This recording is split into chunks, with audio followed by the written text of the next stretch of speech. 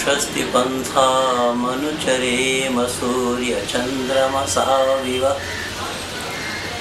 पुनर्दधता ग्रणता जानता संगमे मही। परमपिता परमात्मा कोटिश धन्यवाद है कि परमपिता परमात्मा ने हमें और किसी योनि में न भेजकर हमारे कर्म अनुसार मानव योनि में ही हमें भेजा है। और जितने भी हम मानव कहलाने वाले मानव योनि में आए हैं, उस परमपिता परमात्मा को धन्यवाद देना चाहिए कि हमारे कर्म के अनुसार परमपिता परमात्मा ने हमें मानव योनि प्राप्त कराया है। मानव योनि एक ऐसी योनि है जिसमें कर्म और भोग दोनों बातें हैं। मनुष्य के लिए ही कर्म है और भोग भी मनुष्य के लिए ही है। कर्म मनुष्य को ही करना है और भोगता मनुष्य ही है। मनुष्य से इतर जितने भी योनियां हैं, जितने भी प्राणी हैं, वहाँ पर कर्म नहीं है, वहाँ पर केवल भोग है। मैं अक्सर सुनाया करता हूँ कि मानव योनि में यूँ मानिए कि ये ज़माना से छुट करके आया है। पेशी के लिए इसे जाना है तो उसके लिए उसको तैयारी उसकी करनी होगी। अगर उसकी तैयारी नहीं है तो पेशी में जवाब नहीं दे पाएगा। बाकी जितने भी योनि हैं वहाँ पर जवाब ही नहीं है, क्योंकि वहाँ कर्म नहीं, वो केवल भोग रहा है, किए हुए कर्मों का फल को भोग रहा है। किंतु आश्चर्य की बात यह है कि इस मानव योनि में आकर के भी मानव कहला करके मानव ये नहीं जान पाए कि सही अर्थों में मानव किसको कहा गया, मानवता क्या है, मानवता का सार क्या है, इसको जानने का प्रयास नहीं किया। आज मानव ही मानव को देखकर ईर्ष्या करने लगे, द्वेष अपने मन में भर रखे हैं। क्यों कि मानव ने ही बांट दिया है जाति के नाम से, जबकि जाति हमारा सबका एक ही है। समान प्रसवात्मिका स जाति, प्रसव करने का तरीका जिनका एक है वो सब के सब एक ही जाति के हैं। मनुष्य मात्र का प्रसव करने का तरीका एक है तो मनुष्य मात्र की एक जाति है। पर दुर्भाग्य की बात यह है कि आज मानव ही मानव को देख करके पूछता है तुम्हारी जाति क्या है। मतलब ये मानव दूसरे मानव से पूछता है तुम्हारी जाति क्या है। और मैं हैरान इस बात से हूँ कि आज तक किसी मानव को मैं बकरी को जाति पूछते हुए नहीं देखा। किसी ने नहीं कहा कि बकरी भाई तुम्हारा ये बताओ तुम्हारी जाति कौन सी है। बकरी को देख करके पहचान जाते हैं लोग, ये बकरी जाति के हैं, ये घोड़े जाति के हैं, ये गधे जाति के हैं, ये गाय जाति के हैं, ये भैंस जाति के हैं, ये बैल जाति के हैं, आदि आदि। जो पशुओं को देख करके हम ये पहचान जाते हैं कि ये फला जाति के हैं, तो इंसान को देख करके ये क्यों नहीं पहचानते कि ये मानव जाति के हैं। अब इसी मानव को ही टुकड़ों में बांट दिया है। जो मनुष्य मात्र का उद्देश्य था, उस उद्देश्य की पूर्ति मनुष्य के द्वारा नहीं हो रहा है। और ये मनुष्य एक दूसरे के खून के प्यासे बने हुए हैं इसी जाति के नाम से। और ख़ास तौर से हमारे भारतवर्ष के अंदर में ये बीमारी है, और यह बीमारी ज़्यादातर देखने को मिलता है इसी इलेक्शन पीरियड में, इसी चुनाव के दौर में। यहाँ जाति समीकरण के अनुसार लोग वोट डालते हैं। ये मानव समाज के लिए बहुत बड़ा दुर्भाग्य है कि हमने इसको जानने का प्रयास नहीं किया। जब मनुष्य मात्र के एक जाति है, हमारे किसी ऋषि मुनियों ने ये नहीं बोला, ये उपदेश नहीं दिया कि मनुष्य के अलग अलग जातियां हैं।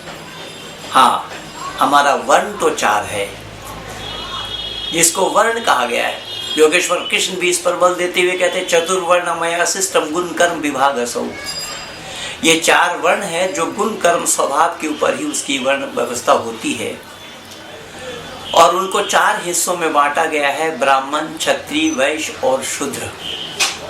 तो ब्राह्मण उनको कहा जाता है कि ब्रह्म जानाति स ब्रह्मणा, जो ब्रह्म को जानते हैं उनका नाम ब्रह्म होता है। तो जो परमात्मा को जानते हैं उनका ब्राह्मण नाम पड़ता है। तो ब्रह्म को जानने वाला ही ब्रह्म का परिचय देगा या ब्रह्म के बारे में बता पाएंगे। पर यहाँ ब्राह्मण कहला करके भी तो ब्रह्म को जानने का प्रयास ही नहीं किया। ब्रह्म को तो नहीं जाना, लेकिन भ्रम जरूर पाल लिया। और इस भ्रम को पालने के कारण ना तो वो खुद सही दिशा पा रहे हैं और ना समाज को सही दिशा दे पा रहे हैं। और जिनके ऊपर ये जिम्मेदारी थी, क्योंकि ब्रह्म जानाति सब ब्रह्मणा बताया गया है कि जानकार जो हैं, ब्रह्म को जो जानने वाले हैं वही ब्रह्म के बारे में औरों को जानकारी दे सकते हैं। लेकिन यहाँ तो ब्रह्म को जानने का ही प्रयास नहीं किया गया और ना कर रहे हैं। ब्रह्म को जानते ही नहीं है और दुनिया को बता रहे हैं। जन्म से कोई जाति ब्राह्मण नहीं होता, जन्म से कोई ब्राह्मण, क्योंकि ब्राह्मण तो जाति नहीं है, वो वर्ण है। तो जन्म से ये जाति मानव जाति के एक ही है बताया है। जन्म से कोई ब्राह्मण नहीं होता, जन्म से कोई वैश्य नहीं होता, जन्म से कोई क्षत्रिय नहीं होता, जन्म से हर कोई मानव शूद्र होता है। और शूद्र उसको कहा गया है, जन्मना जायते शूद्रा संस्कारा दुयुच्यते। हमारा शास्त्र का कहना है जन्म से हर कोई मानव शूद्र पैदा होता है। शूद्र के माने सफाई कर्मचारी मत समझना, जो ये जाति जनजाति और ये उपजाति तो फलाना जाति तो ये सब जो आज राजनेताओं के द्वारा ये जो बना हुआ है, ये मानव समाज पर कुठाराघात हो रहा है। इससे मानव समाज को बांटने में, मानव समाज को विभाजित करने में, और ये सब काम हुआ है उन बौद्धिस्टों के द्वारा। और उसमें बहुत बड़े बड़े लोगों के नाम इसमें मैं आप लोगों को बताने का प्रयास करूंगा कि इसमें बहुत सारे बड़े बड़े लोग भी फंसे पड़े हैं जिन्होंने इस अच्छाई को, सच्चाई को जानने का प्रयास नहीं किया, जो ऋषि मुनियों के उद्देश्य थे। तो जन्म से मानव जो पैदा होता है वो शूद्र पैदा होता है। शूद्र के माने होता है अनजान, शूद्र के माने होता है कोरा, शूद्र के मानी है कि जिसको कोई भी कुछ भी जानकारी नहीं है उसको जानकारी कराई जाती है या जानकारी ली जाती है। तो ब्राह्मण बनाने पर ही बनता है। कई बार हमारे ऊपर भी आक्षेप करते हैं लोग, कई मुसलमानों के भी आक्षेप आए हुए हैं कि पंडित तो ये महेंद्र पाल पंडित कैसे लिखते हैं, जब से इस्लाम से कन्वर्ट होकर के आए हैं। अब इस्लाम को मलेच्छ बताया जाता है, ये मलेच्छ ही नहीं महामलेच्छ है, ये पंडित की ओर कैसे कहलाते हैं। लेकिन इन अकल के दुश्मनों को ये पता ही नहीं लग पाया कि पंडित के माने होता है विद्वान। तो जो विद्या को प्राप्त करता है वो विद्वान कहलाते हैं, जो धन को प्राप्त करते हैं वो धनवान कहलाते हैं, जो बल को प्राप्त करता है वो बलवान कहलाते हैं, जो यज को प्राप्त करता है वो यजमान कहलाते हैं। तो जो विद्या के पति होते हैं, विद्या को जानते हैं, विद्या को पढ़ते हैं, विद्या के बारे में प्रचार प्रसार करते हैं, तो वो पंडित कहलाते हैं। तो पंडित के माने यहाँ पर जानकार है, विद्वान है। पंडित के माने कोई जाति नहीं है जिसको लोग जाति के नाम से पुकार रहे हैं, बोल रहे हैं, बतला रहे हैं। ये सरासर मानवता पर कुठाराघात हो रहा है और मानव समाज को ये विभाजित करने में लगे हुए हैं। तो ब्राह्मण बनाया जाता है और ब्राह्मण में 6 गुण होते हैं। वेद पढ़े पढ़ावे, यज करे करावे, दान दे और दान ले, ये 6 गुण ब्राह्मणों के हैं। तो ये गुण के आधार पर ही वो ब्राह्मण कहलाने के हकदार बनते, अधिकारी बनते हैं। मैं एक बात इसमें और जोड़ना चाहूँगा कि ये काम औरों ने नहीं किया, ना कोई कर पाए। अगर किया था तो राजा राममोहन राय ने इस काम को किया था। राजा राममोहन राय ने भी अपने कार्यकाल में उन्होंने 3 पादरी को, जो ईसाईयत के मानने वाले थे, ईसाई संप्रदाय के थे, उन्होंने वैदिक धर्मी बनाया था। लेकिन वैदिक धर्मी बनाने के बाद उनको पंडित नहीं कहा गया। ये और संप्रदाय से जो लाए हैं, ला करके अगर पंडित के नाम से आख्या या उपाधि देने वाले में से हैं तो वो सर्वोपरि नाम आर्य समाज के संस्थापक ऋषिवर देव दयानंद के हैं। कि मैं अगर मुस्लिम समाज में रहता तो मुझे कोई पंडित नहीं कह सकता था, और वहाँ से निकाल करके ऋषि दयानंद ने आज विश्व के आंगन में हमें पंडित बना करके प्रस्तुत किया है। या पंडित बना करके प्रस्तुत करने का जो तरीका है वो केवल और केवल ऋषि दयानंद के पास है। उसी आधार पर हमारे सारे बच्चे वेद पढ़े हैं, वेद पढ़ रहे हैं। किसी को 1 वेद कंठस्थ है, किसी को 2 वेद कंठस्थ है। तो कहने का तात्पर्य मेरा ये है कि मनुष्य जन्म से मनुष्य जाति पैदा होते हैं जन्म से कोई ब्राह्मण पैदा नहीं होता, ब्राह्मण बनाया जाता है। जो विद्या को पढ़ते हैं, वेद को पढ़ते पढ़ाते हैं, वो ब्राह्मण कहलाते हैं। और क्षत्रिय उनको कहा जाता है जो रक्षा का काम करते हैं। जो रक्षा करते हैं वो क्षत्रिय है, जो व्यापार करते हैं वो वैश्य हैं, और जो सेवा का काम करते हैं वो शूद्र कहलाते हैं। अब यहाँ पर सेवा के काम करने वाले को जो शूद्र बोला, तो यहाँ के लोगों ने उसको नीच निगाह से देखा, उसको नजरअंदाज किया। ये भी समाज के ऊपर बहुत बड़ा कुठाराघात हुआ है। क्यों? कि सेवा के बिना या सेवक के बिना हमारा काम पूरा नहीं हो सकता है। सेवक, हम जिस काम को नहीं कर सकते हैं तो उस काम को हमें सेवक से लेना पड़ता है। तो सेवक भी तो हमारा शरीर का ही अंग है। अब इन्हें हम अपने हाथ के 5 उंगली से भी ले सकते हैं। हर एक के हाथ में उंगलियां 5 हैं, 5 का नाम अलग है, 5 का काम अलग है, और एक दूसरे के साथ किस तरीके से मेल है देखेंगे जरा। एक का नाम है अंगुष्ठ, जिससे हम गवाही लेते हैं। दूसरे का नाम है तर्जनी, डांटना, दपटना, फटकारना, बतलाना, दिखाना आदि आदि। तीसरे का नाम है मध्यमा, जो सबसे बड़ी है। चौथे का नाम है अनामिका, जो बिना नाम वाली है। और अंतिम का नाम है, 5वें का नाम है कनिष्ठ, यानी छोटा। तो चारों उंगली जब आपस में बात करती हैं मिलने मिलाने की, तो 5वां नंबर वाली उंगली कहती है कि भैया हम छोटे हैं इसीलिए अलग कर दिया क्या। लेकिन चारों ने मिलकर के जवाब दिया कि भैया छोटे हो पर हो हमारे शरीर के अंग, तुम हमारे दरबान हो, हमारे गेट कीपर हो, तुम हमारे सेवक हो। अगर तुम नहीं रहोगे तो हमारा अस्तित्व भी समाप्त हो जाएगा। क्यों? अगर तुम छोटे नहीं हो तो हमें बड़ा कहने का भी कोई हक, कोई अधिकार नहीं होगा। कोई छोटा है तब कोई बड़ा होगा, जब कोई बड़ा है तो छोटा जरूर होगा। तो ये इस तरीके से उंगलियों के अंदर में जो मेल हम देखते हैं, हमारे आर्य समाज में जब हम यज्ञ करते हैं तो हमारे उस आचमन और अंग स्पर्श में ही ये सारा मंत्र दिया हुआ होता है। और हम ये अंग स्पर्श करते समय भी इन्हीं 2 उंगली का सहयोग लेकर के, मध्यमा और अनामिका, इन उंगलियों का सहयोग लेकर के ही हम दुनिया वालों को बताते हैं। इसका नाम है संगठन, इसका नाम है एकत्रीकरण, इसका नाम है मिलकर रहना, मिलकर चलना आदि आदि। जो वेद मंत्र भी आया है, संगच्छदम संबद्धम संभो मानांसी जानताम देवा भागम यथा पूर्वे संजानाना उपासते। साथ मिलकर के चलने की बात है वहां पर। लेकिन वेद मंत्र में ये तो नहीं बोला कि ब्राह्मण ऊंचा है, ब्राह्मण बड़ा है, कि ब्राह्मण ऊपर ही रहेंगे, वो शूद्रों को साथ लेकर के न चले। ये वेद में कहीं नहीं आया है। वेद में इस तरीके के उपदेश नहीं आया है। ये उपदेश लोगों के दिमागी उपज है। जिन लोगों ने मानव समाज के अंदर में बखेड़ा पैदा किया है, उन्हीं लोगों के ये दिमागी उपज है। हमारे यहाँ पर ऊंच नीच भेदभाव को मिटाने के लिए ही सारे ऋषि मुनियों ने हमें ये उपदेश दिया है। तो ये जो छोटा है, शरीर का अंग है, और जब कोई घूंसा मारता है तो सारा बोझ इसी छोटी उंगलियों पर होती है। तो छोटी उंगली पर सारा बोझ होता है। तो वो 4 उंगली भी ये कह रहे कि भैया अगर तुम ना हुई होती तो हमारी दशा बिगड़ गई होती। तो ये कितना मेल है। लेकिन लोगों ने इस पर भी अटकल लगाया, भाई 5 उंगली बराबर नहीं है। तो 5 उंगली अगर बराबर नहीं है तो मैं दावा के साथ ये कह रहा हूँ कि परमपिता परमात्मा के दिए हुए उपदेशों को लोगों ने आत्मसात नहीं किया। 5 उंगली को जितना बड़ा रहना है, परमात्मा ने ठीक उसको उतना बड़ा ही रखा। क्यों? कि वो विश्वकर्मा है, वो गणेश है, वो बनाने वाले हैं। उनको जानकारी है कि किन उंगली को कितना बड़ा रहना चाहिए, कितना बड़ा रखना चाहिए। जिसको जितना बड़ा रखना चाहिए ठीक उसको उतना ही बड़ा रखा है। अगर उसमें से थोड़ा सा ऊक चुक जिसका हो गया होगा तो उन उंगलियों से क्या परेशानी है वो वही बता सकता है, दूसरा कोई नहीं बता सकता।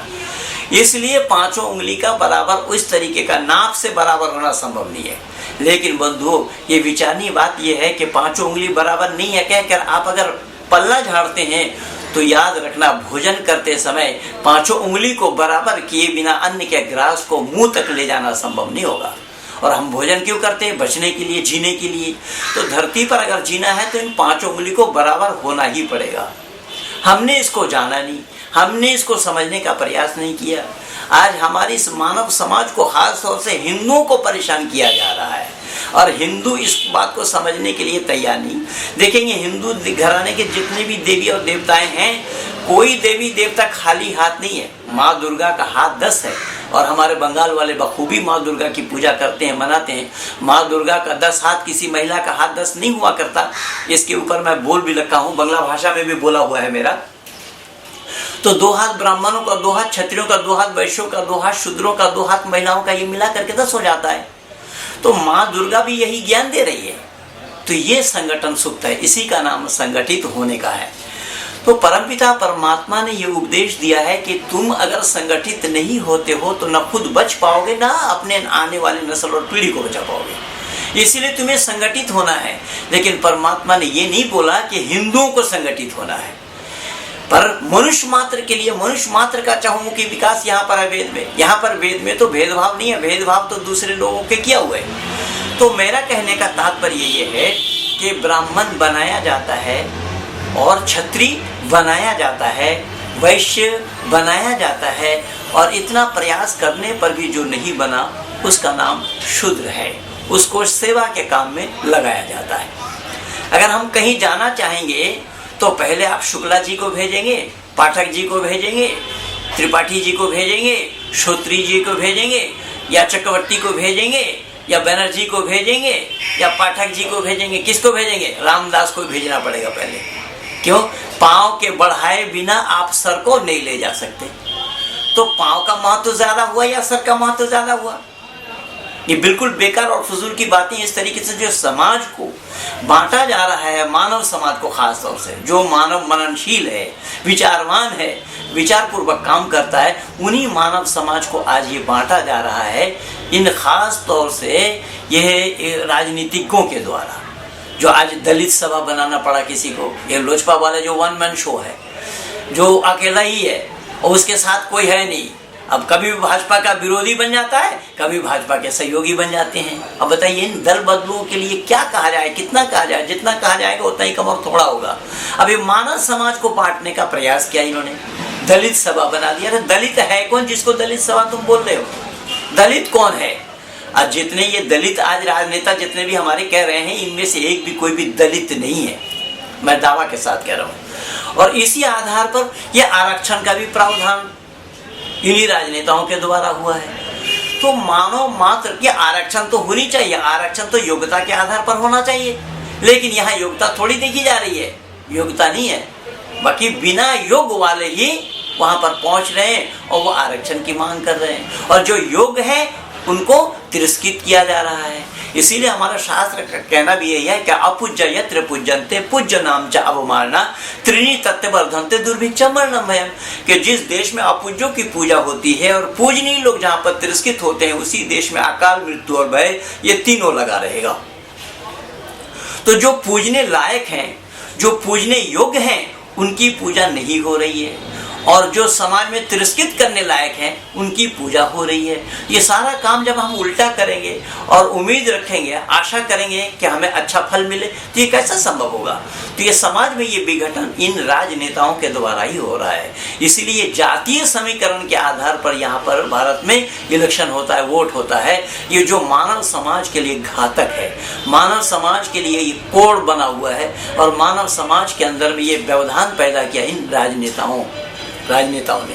तो इन राजनेताओं के द्वारा जो ये प्रचार हो रहा है, इस आधार पर ये मानव समाज को हम सही अर्थों में, हमारा तो उद्देश्य क्या था? मानव समाज का चहुमुखी विकास जिसमें हो उस कार्य को करना।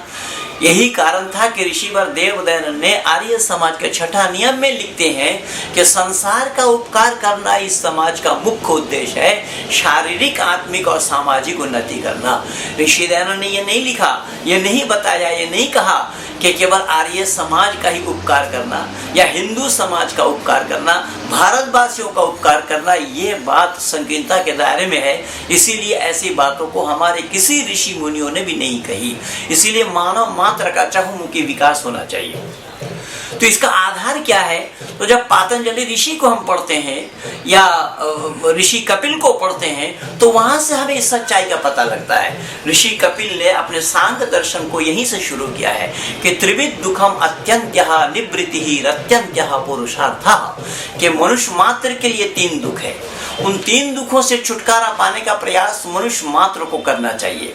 लेकिन हमारे ऋषि ने ये नहीं बोला कि ये 3 दुख केवल हिंदुओं को है, उन्होंने ये भी नहीं बोला कि ये 3 दुख केवल आर्य समाजियों को है, या ये नहीं कहा गया कि ये 3 दुख केवल भारतवासियों को है। वहां पर शब्द है त्रिविध दुखम अत्यंत्यः निवृत्तिः रत्यंत्यः पुरुषार्थः, कि मनुष्य मात्र के लिए 3 दुख है। उन 3 दुखों से छुटकारा पाने का प्रयास करना ये मनुष्य मात्र का काम है। तो हमारे ऋषियों ने कहा है, सांख्य रचयिता ऋषि कपिल लिख रहे हैं कि ये मनुष्य मात्र के लिए 3 दुख है। वहां पर ना तो ब्राह्मण के लिए 3 दुख बताया, ना क्षत्रिय के लिए 3 दुख बताया, ना वैश्यों के लिए 3 दुख बताया, ना शूद्रों का नाम आया, कि वहां पर मनुष्य मात्र के लिए 3 दुख है। और खूबी की बात इसमें ऋषियों में देखिएगा, ना तो हिंदू की बात की है ना इस मुसलमान की बात की है, क्योंकि हमारे यहाँ पर हिंदू मुस्लिम जैनी बोधि में मानव को भेदभाव नहीं डाला है। ये भेदभाव केवल इन मजहबी दुकानदारों के माध्यम से हुआ है। इसलिए हमारे ऋषियों के जितने भी उपदेश है वो समग्र मनुष्य मात्र के लिए उपदेश है। यह सार्वभौम सत्य है, इसको आप अस्वीकार नहीं कर सकते। इसमें देखेंगे क्या क्या बताया गया है कि ये मनुष्य मात्र के लिए 3 दुख है। उन 3 दुखों से छुटकारा पाने का जो प्रयास करता है उसका नाम होता है पुरुषार्थी। और मनुष्य मात्र को यहाँ पर पुरुषार्थी बनने के लिए ही हमारे ऋषियों के उपदेश हैं कि ऐ मानव तुम पुरुषार्थी बनो। पुरुषार्थी बने बिना तुम मानव कहलाने के भी अधिकारी नहीं बन सकते हो, इसलिए तुम्हें पुरुषार्थी बनना है। तो 3 दुख बताया गया। वो 3 दुख क्या क्या है? तो 3 दुख को भी ऋषि ने खोला है कि पहला दुख का नाम आध्यात्मिक। आध्यात्मिक दुख उसको कहा जाता है कि ऐ मानव तुझे परमपिता परमात्मा ने आत्मा दिया है, सोल दिया है, रूह दिया है, जिस पर चिंतन और विचार करने के लिए ऐसे विचार करते हुए अगर तू काम नहीं करता है तो तेरी आत्मा दुखी होगी। अर्थात तू सबसे पहले अपने आप सावधान हो, सावधानी बरत। अगर तू सावधानी नहीं बरतता है या नहीं बरतेगा तो तुझे दुख का सामना करना पड़ेगा, मुसीबत का सामना करना पड़ेगा। इसलिए मानव तेरा कोई काम ऐसा नहीं होना चाहिए जिस काम को करने से तुझे दुख का सामना करना पड़े। यानी ऋषि ने सबसे पहले मनुष्य मात्र को सचेत किया है कि मानव तुम मानव हो, तुम हिंदू नहीं हो, तुम मुसलमान नहीं हो, तुम सिख नहीं हो, जैनी बोधि नहीं हो, तुम इंसान हो।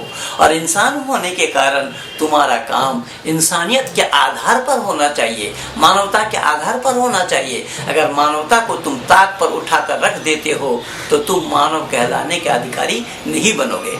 इसीलिए यह सावधानी सबसे पहले तुम्हारे लिए है, तुम्हारे अपने आप में तुम्हें सावधान रहना है। अगर तुम सावधान रहोगे तो तुम्हें दुख का सामना करना नहीं पड़ेगा। इस दुख का नाम आध्यात्मिक दुख ऋषि ने बताया। दूसरा दुख को ऋषि ने कहा है कि आदि भौतिक। आदि भौतिक शब्द का अर्थ है अन्यों के द्वारा दिया हुआ दुख, दूसरों के द्वारा दिया हुआ दुख। जैसा सांप के काट लेना, बिच्छू के काट लेने से लेकर के आतंकवादियों के सताने तक। शब्द पर ध्यान देना, मैं क्या कह रहा हूं।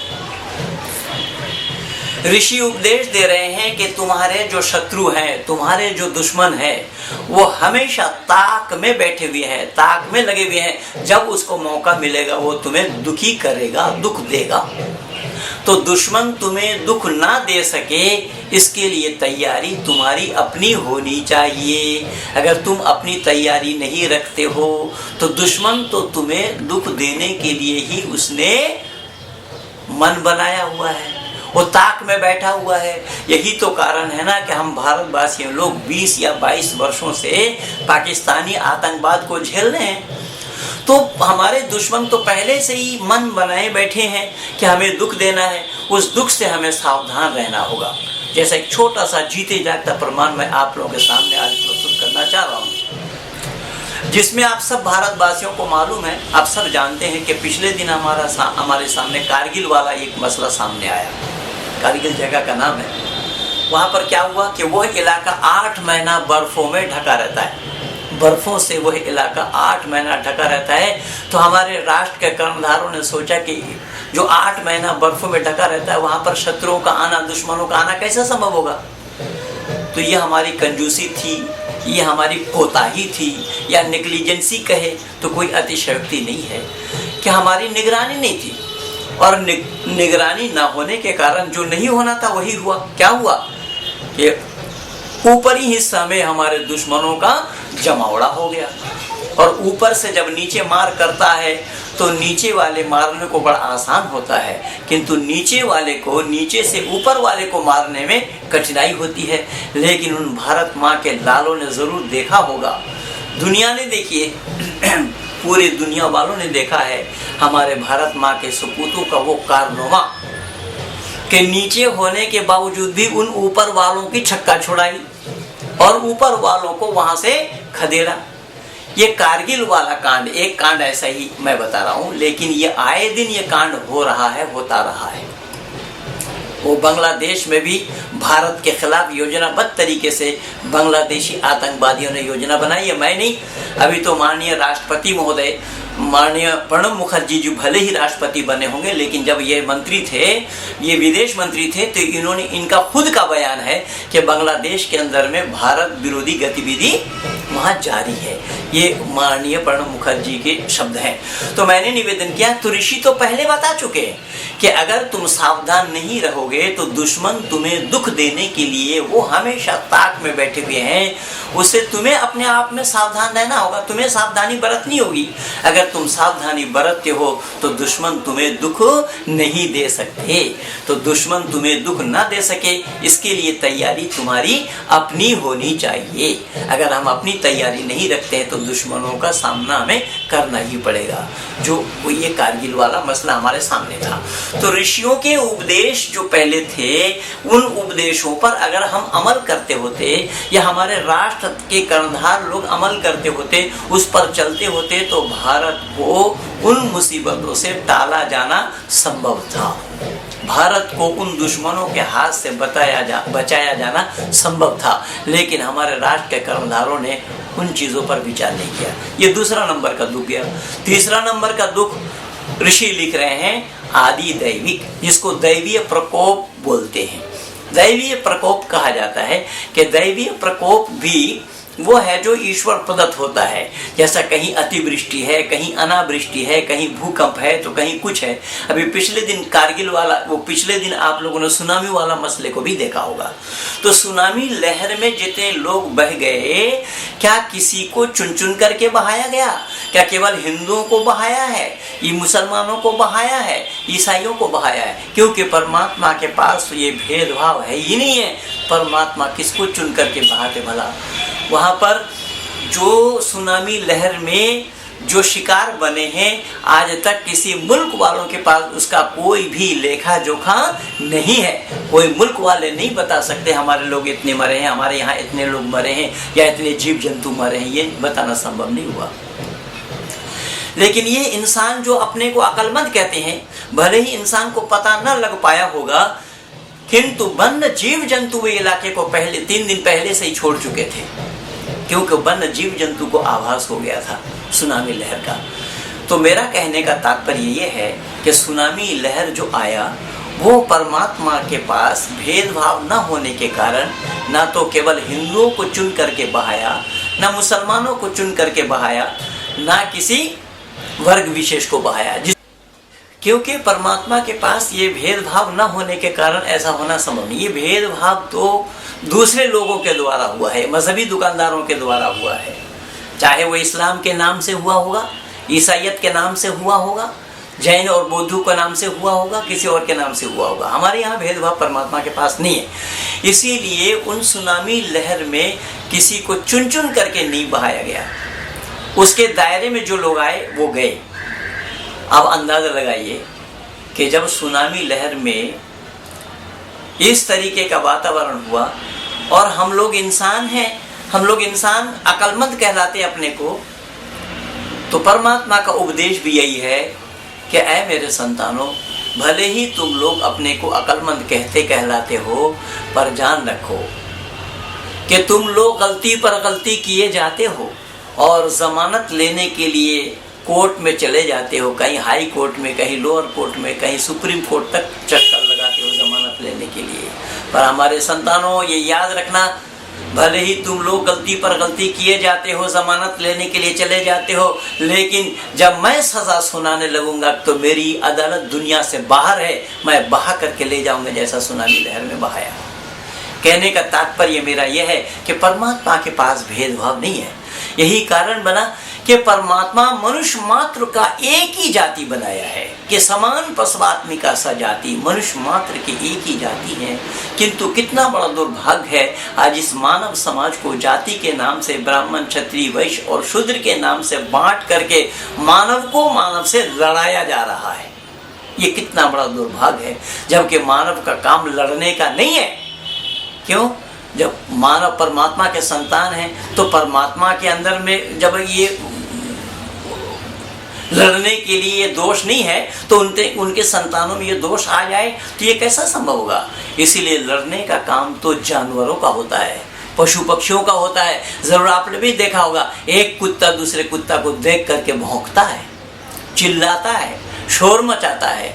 लेकिन इन कुत्तों जैसी आदतें मानव में कैसी आ गई। ऋषि मुनि इसीलिए चिंतित हैं कि अरे तुम तो मानव हो, परमात्मा के अमृत पुत्र हो, अमृतस्थ पुत्र बतलाया गया। जब परमात्मा के अमृत पुत्र हो तो तुमने ये काटने और भौंकने की वृत्ति कैसी पैदा हो गई? तुम उस मानवता पर ही कुठाराघात कर रहे हो।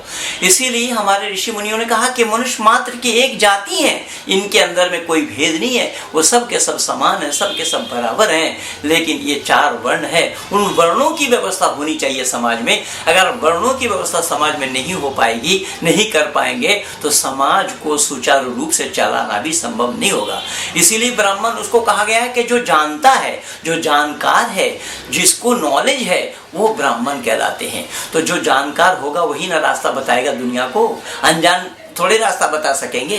तो जो समाज को दिशा निर्देश करता है, समाज को रास्ता बतलाता है, वो ब्राह्मण कहते और कहलाते हैं। लेकिन यहाँ बात ये हो रही है, जो ब्रह्म को जानता नहीं है, जिसने वेद को पढ़ करके नहीं देखा, जो संस्कृत का सा नहीं जानते हैं, धर्म का धा नहीं जानते हैं, वही रास्ता बताने लगे हैं। तो जब जिनको खुद को रास्ते का पता नहीं, वो रास्ता बतलाएंगे, सही रास्ता बताना संभव होगा क्या? इसीलिए परमात्मा का उपदेश है कि ब्राह्मण वही है जो दिशा निर्देश करे। ये समाज की ये वर्ण व्यवस्था है। इन चार वर्णों के बिना समाज को सुचारू रूप से चलाना, समाज को टिका करके रखना संभव नहीं होगा। इसीलिए ब्राह्मण वो है जो दिशा निर्देश करता है, जो रास्ता बतलाता है, जो दुनिया वालों को ज्ञान देता है, दुनिया भटके हुए लोगों को रास्ता दिखाता है। उसका नाम पंडित होता है, उसका नाम ब्राह्मण होता है। और जो रक्षा का काम करते हैं उनको क्षत्रिय कहा जाता है। समाज के ऊपर जब कोई आपत्ति आ जाती है, विपत्ति आ जाती है, मुसीबतों से घिर जाते हैं, उसके रक्षा के लिए जो भागते हैं, रक्षा के लिए जो अपना समय लगाते हैं, उनका नाम क्षत्रिय होता है।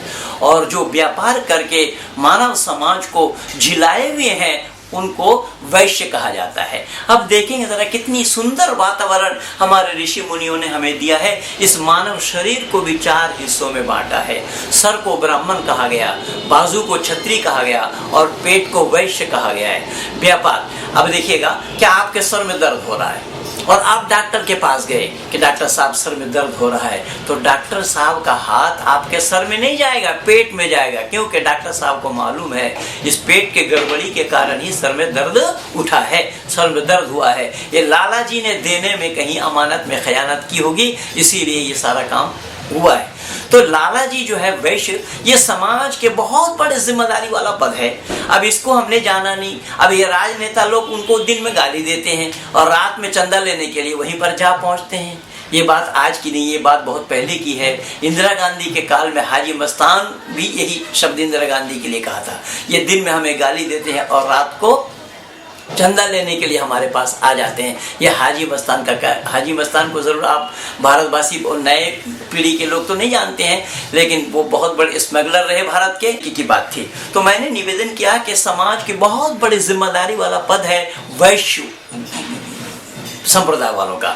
वैश्य के माने व्यापारी होते हैं, व्यापार करने वाले। उनको मालूम होगा कि समाज के लोगों को किन को कितना सामान चाहिए, किन को कितना चाहिए, कब किसने हमें जमा किया है, कब किसने हमसे ले गए हैं। ये सारा लेखा जोखा वैश्य के पास होता है, लाला जी के पास होता है। इसलिए शब्द है ना लाला, यानी लाने के संकेत करते हैं। तो लोगों ने मनमानी ढंग से बोला है, वो केवल लाते नहीं है, ला नहीं कहते हैं, अपितु वो देते भी हैं।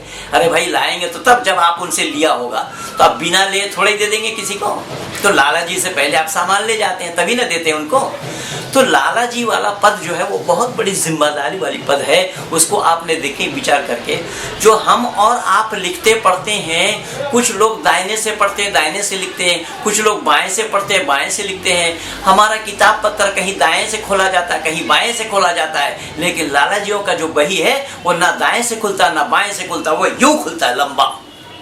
क्यों? कि लाला जी के पास सबका लेखा जोखा है। लाला जी वाला पद बहुत बड़ी जिम्मेदारी वाली पद है। केवल इतना नहीं, जो पांव को आपने शूद्र बोला है, शूद्र के माने सेवक का है। अब देखिए कितना मेल है। जब आपके पांव में कांटा चुभ जाता है तो आंसू कौन बहाते हैं, आंसू कौन निकालता है? पंडित जी। क्यों? चोट तो लगी रामदास को, कांटा चुभा रामदास के शरीर में, और पंडित जी आंसू क्यों बहा रहे हैं? पर ये जो समाज मेल, इस तरीके से समाज के अंदर में भी मेल होना चाहिए। पर ये राजनेताओं के द्वारा ये बांटा जा रहा है, राजनेताओं के द्वारा ये मानव समाज को दूषित किया जा रहा है। केवल इतना नहीं कि जब पाँव में आपकी ठोकर लगती है, खून निकलने लगते हैं, खून बहने लगते हैं, तो क्या करते हैं? फौरन आपके रक्षक क्षत्रिय बाबू साहब कपड़ा को फाड़ते हैं, रुमाल को फाड़ते हैं और फौरन उसमें पट्टी लगाते हैं, बांधते हैं, और आंसू पंडित जी बहाते हैं। कितना मेल है शरीर के अंदर में। जो शरीर को 4 हिस्सों में ऋषि मुनियों ने बांटा है कि ये ब्राह्मण है, ये क्षत्रिय है, ये वैश्य है और ये शूद्र है। एक दूसरे के साथ किस तरीके का मेल है, एक दूसरे के साथ किस तरीके का वातावरण बना हुआ है, दूसरे के साथ किस तरीके का समझौता बना हुआ है, एक दूसरे के कितने हमदर्द हैं, एक दूसरे के कितने निकट हैं, एक दूसरे के कितने नज़दीकी रखते हैं, एक दूसरे के किस तरीके से खैर ख्वाह में लगे रहते हैं। अगर समाज के अंदर में भी ब्राह्मण, क्षत्रिय, वैश्य और शूद्र, ये मानव समाज में अगर इस तरीके का मेल पैदा होगा, तभी हम राष्ट्र को समृद्धशाली बना सकते हैं। उससे पहले राष्ट्र को समृद्धशाली बनाना संभव नहीं होगा। लेकिन इन राजनेताओं के द्वारा आज राष्ट्र को समृद्धशाली बनाने के बजाय राष्ट्र को तोड़ने का काम किया जा रहा है, और वो भी मानव समाज को टुकड़ों में विभाजित करते हुए। लज्जा की बात है।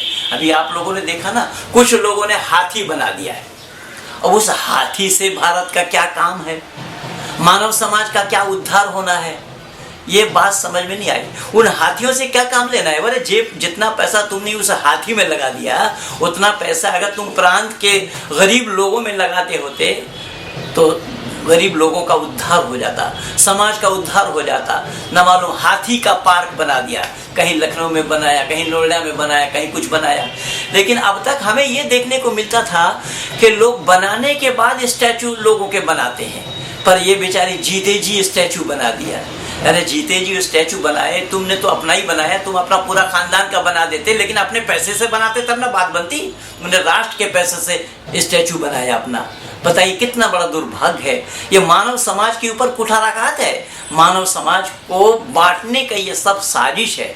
उन हाथियों से क्या मिलना है, जबकि चुनाव आयोग को भी उत्तर प्रदेश के उस विधानसभा के चुनाव के समय में उनको ऑर्डर देना पड़ा कि ढको इसको। किसको ढको? अब जितना पैसा उसको बनाने में खर्चा हुआ, उसको ढकने में भी उतना पैसा खर्चा हुआ। बताइए, उसको ढकने के बजाय उसको ढा देना चाहिए था, क्योंकि उस हाथियों से कुछ लाभ होने वाला नहीं है, ना किसी का हाथियों से लाभ हुआ है। अगर हाथियों से लाभ हुआ होता तो हमारा शास्त्र भी कि जैसा काठ का बना हुआ हाथी, ऐसा चमड़े का बना हुआ मृग और अनपढ़ लोग।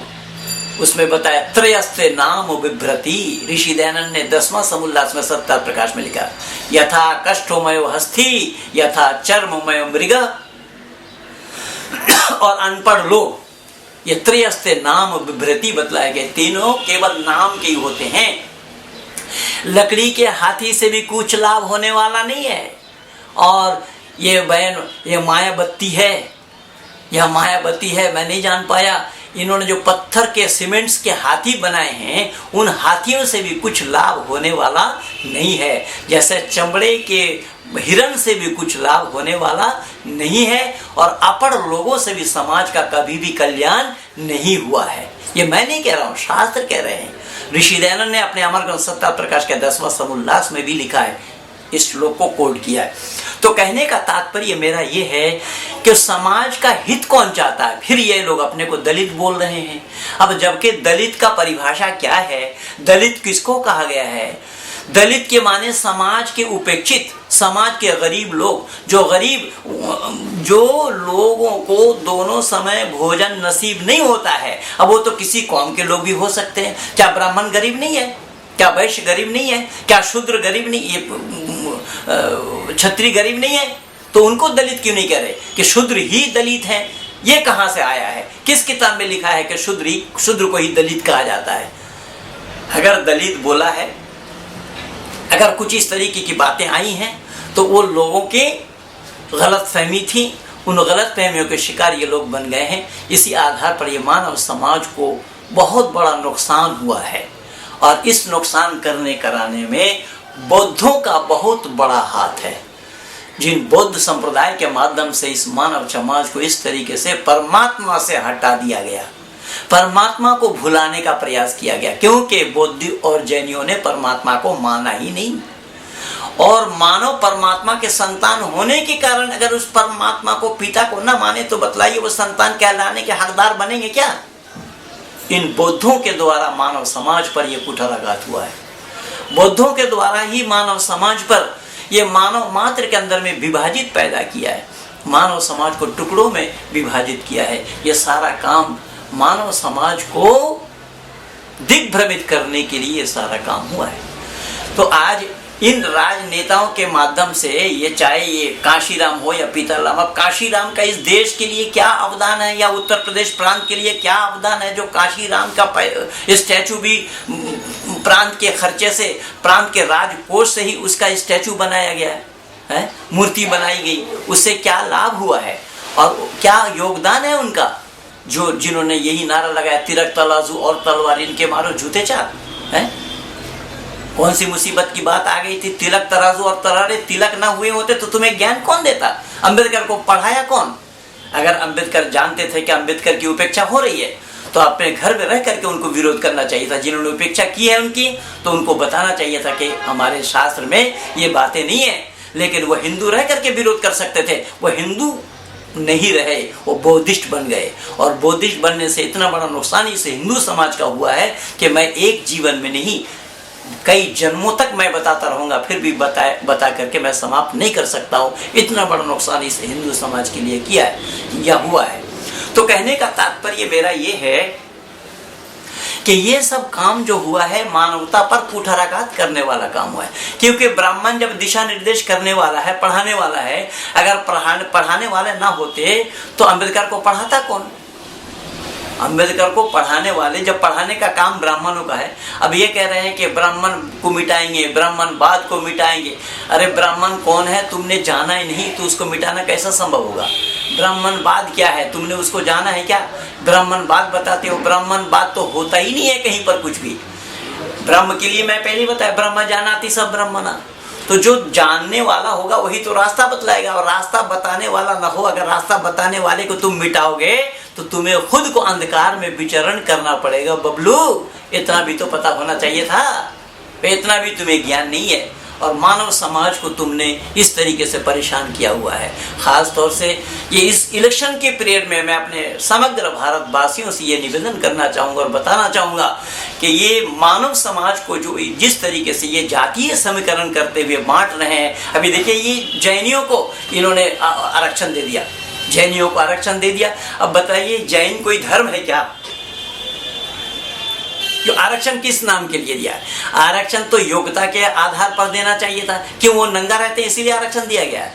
पर याद रखना, आरक्षण देने वालों, आपको भी पता नहीं है, जो नंगा रहता है वो धर्म पर विचार नहीं करता, अपितु नंगा रहना ही अधर्म है। जब नंगा रहना ही अधर्म है, मनुष्य मात्र के लिए धारण करना, वस्त्र धारण करना धर्म है, तो जो नंगा रहता होगा वो धर्म ही नहीं है। तो किस नाम से आपने आरक्षण दिया है, किस कारण आरक्षण दिया है, किस लिए आरक्षण दिया है? अब यही कारण बना कि हमारे सलमान खुर्शीद साहब भी कह रहे हैं कि मुसलमानों को भी आरक्षण देना चाहिए, जो बुनकर है, जो झोला है और जो लकड़ी का काम करते हैं आदि आदि। लेकिन मैं सलमान खुर्शीद साहब से ये पूछना चाहूँगा, या हामिद अंसारी साहब जो हमारे महामहिम उपराष्ट्रपति महोदय है, उनसे भी पूछना चाहूँगा, वो भी इसी कलकत्ता, यद्यपि मूल तो गाजीपुर के रहने वाले हैं, उत्तर प्रदेश के, पर पले बड़े हुए तो कलकत्ता में, इसी कलकत्ता शहर में ही आधिपत्य है उनका। मैं पूछना चाहूँगा कि अगर बुनकर परिवार से कोई लड़का पढ़ करके आया है, वो हाफिज है, मौलवी है, कारी है, मुफ्ती है और दिल्ली के जामा मस्जिद में इमामत करता है, या हमारे कलकत्ता शहर के नाखुदा मस्जिद में इमामत करता है, बड़ी मस्जिद में इमामत करता है, तो क्या हामिद अंसारी साहब उनके पीछे नमाज पढ़ने से इनकार कर सकते हैं, मना कर सकते हैं? अगर वो बुनकर परिवार का होगा, जोल्हा परिवार का होगा, लकड़ी बड़ई परिवार का होगा, किसी परिवार से वो ताल्लुक क्यों न रखता होगा, जिसको आप दलित बोल रहे हैं, जिसके लिए आप आरक्षण की मांग कर रहे हैं, उसके पीछे आपको नमाज पढ़ना ही पड़ेगा। तो फिर इस्लाम में दलित कौन है? ये हो क्या रहा है? ये सब मानव समाज पर कुठाराघात हो रहा है और सब मिल करके कर रहे हैं। ये देश के लिए बहुत बड़ा घातक बना हुआ है। और इस परिस्थिति को मैं दावा के साथ कह रहा हूँ, इस परिस्थिति को अगर किसी ने जाना, नजदीक से समझने का प्रयास किया था, तो उस ऋषि का सर्वपरिणाम ऋषि दयानंद था। यही कारण बना कि ऋषि दयानंद ने दुनिया वालों को यही कहा और बतलाया कि देखो, जन्म लेने का तरीका जिनका एक है, वो सब एक जाति के हैं, इसीलिए मानव समाज को बांटो मत। और उससे पहले राजा राम मोहन राय ने भी कहा था। राजा राम मोहन राय स्वयं ब्राह्मण कुल में जन्म लेने के बावजूद भी उन्होंने जन्म से जातिवाद को नहीं माना। और उस काल में, यानी राजा राम मोहन राय के काल में, 1700 के अंतिम काल में, 1800 के प्रथम काल में, ये जो पोंगा पंडित लोग हैं, जो तथाकथित जो पंडित कहलाते हैं, उन्होंने राजा राम मोहन राय के नाम से गीत बना बना करके गाया कि ये बेटा बाड़ी खाना कूल, बेटा खेलो जात कूल, आदि आदि, ये सब इस तरीके से बांग्ला भाषा में गीत बना बना करके गाते रहे वो राजा राम मोहन राय के नाम से। क्योंकि राजा राम मोहन राय खानाकुल हुगली जिला के अंदर में है, वहीं के मूल निवासी थे, रहने वाले थे। तो राजा राम मोहन राय ने भी जन्म से जातिवाद को नहीं माना। हमें इतिहास को पढ़ना होगा, हमें इतिहास से जानकारी लेनी होगी, हमें अपने ऋषि मुनियों को पढ़ना पड़ेगा। ऋषि मुनियों से जानकारी लेकर के ही हम आगे बढ़ सकते हैं, आगे चल सकते हैं। अगर हम इस वैदिक संस्कृति को तिलांजलि देते हैं तो ये मानवता पर ही कुठाराघात होगा, क्योंकि सारा का सारा मानवता का दारोमदार वेद में ही है, वेद के आधार पर ही मानवता का दारोमदार है। इसीलिए बंधुओं, खास तौर से मैं भारतवासियों से ये प्रार्थना करूंगा, विनती करूंगा, निवेदन करूंगा, हाथ जोड़ करके कि यही समय आया है, इस मानव समाज को जाति के नाम से न बांटें। मानव समाज को एक समृद्धिशाली समाज बनाने के लिए, देश के उत्थान के लिए, राष्ट्र के उत्थान के लिए, जो लोग राष्ट्र को पतन के तरफ ले जा रहे हैं, उन लोगों को मुंह तोड़ जवाब देने के लिए आज संघबद्ध तरीके से हम सबको एकजुट होना ही होगा। अगर हम एकजुट नहीं होते हैं तो फिर इस राष्ट्र को समृद्धिशाली बनाना, राष्ट्र को शक्तिशाली बनाना, जो राष्ट्र में आज भयावह स्थिति है, हमारे जो दुश्मन हैं, हमारे जो विरोधी हैं, वो तो मुंह बाए खड़े हैं, वो तो मुंह खोले खड़े हैं कि जब उनको मौका मिले वो एक ग्रास में ही भारत को निगल लें। लेकिन उनको बचाने, भारत को बचाने के लिए आप सबको, मानव समाज को एकजुट होना पड़ेगा। इन हिंदू मुस्लिम के भेदभाव को आपको ऊपर उठना पड़ेगा, इन ब्राह्मण क्षत्रिय वैश्य और शूद्र के भेदभाव से आपको ऊपर उठना पड़ेगा। आप लोगों को काम करना पड़ेगा मानव समाज के लिए, आप लोगों को काम करना पड़ेगा मानव उत्थान के लिए, आप लोगों को काम करना पड़ेगा परमपिता परमात्मा के सानिध्य को प्राप्त करने के लिए। अगर इस तरीके का वातावरण हम बनाते हैं तो इस इलेक्शन पीरियड मिनट में आप सबको प्रतिज्ञा लेनी होगी, आप सबको व्रत लेना होगा कि हम इस भारतवर्ष को एक समृद्धिशाली राष्ट्र बनाने के लिए, इस भारतवर्ष को जिसने नजदीक से समझा है, जिनका नाम नरेंद्र भाई मोदी है, ऐसे लोगों को अगर हम राष्ट्र के प्रधानमंत्री बनाते हैं तो इस राष्ट्र को समृद्धिशाली बनाने में हमारी भी सहभागिता उनके साथ होगी। मैं दावा के साथ कह रहा हूँ, यही मौका आया है, ये मौका बार बार मिलना संभव नहीं होगा। हम सब लोगों को इस सच्चाई को जानना चाहिए, इन सब सच्चाई को समझना चाहिए। समझते हुए नरेंद्र भाई मोदी को सहयोग करें, नरेंद्र भाई मोदी को भारत के प्रधानमंत्री बनाने का हम सब मिल करके प्रयास करें। जो ये भारत विरोधी गतिविधियां और राजनेताओं के माध्यम से हो रहा है, चलाया जा रहा है, उन सब को मुंह तोड़ जवाब हम दे सकें। इन्हीं शब्दों के साथ मैं आप सब लोगों का शुक्रिया अदा करते हुए आप सब लोगों को धन्यवाद देते हुए अपने वाणी को विराम दे रहा हूँ। इति ओम शम।